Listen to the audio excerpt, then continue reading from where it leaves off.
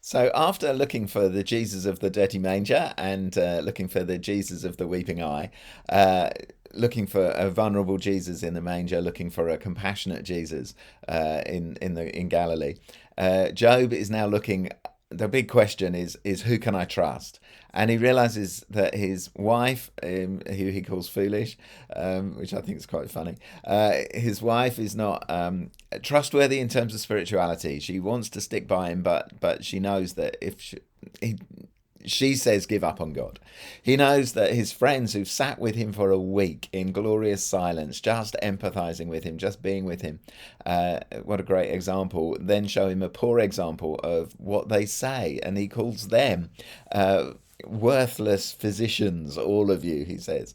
And they, because of what they say, they blame him. One way or another, they blame him for what has happened to him, and he knows it's not his fault. He knows he's been righteous. He knows and God has said he's righteous. We know he's righteous too, and maybe he doubts it, but we know he's righteous, and that these things are not because of what Job has done.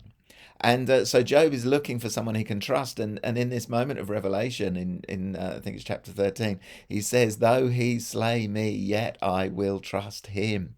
And he sees Jesus, or a bit of a revelation of Jesus at that moment, as he sees Jesus on a cross, who has also cried, "Why have you forsaken me?" but now says at the cross, "Father, into your hands I commit my spirit."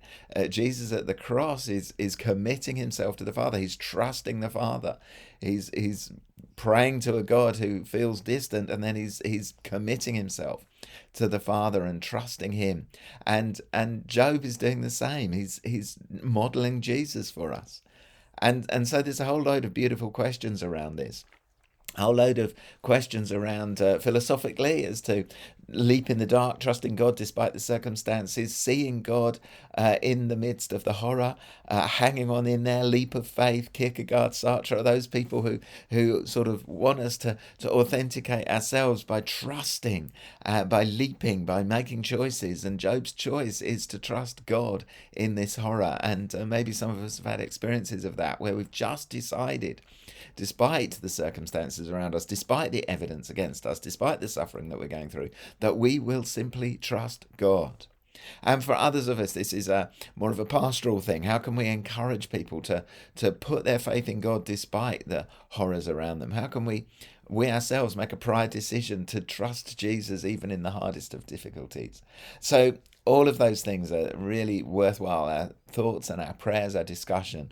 Try not to be too philosophical, but don't ignore that. Try not to be too pastoral, but really don't ignore that. And please be very prayerful as you pray for each other and other people that you know are suffering at the moment, in order that we might continue to be a people of trust, who are not judging, who are not reaching out with condemnation, but are reaching out with just an encouragement to look to Jesus, to connect with Jesus, to trust Jesus even in the hardest of times. Have a good time as you talk about this stuff.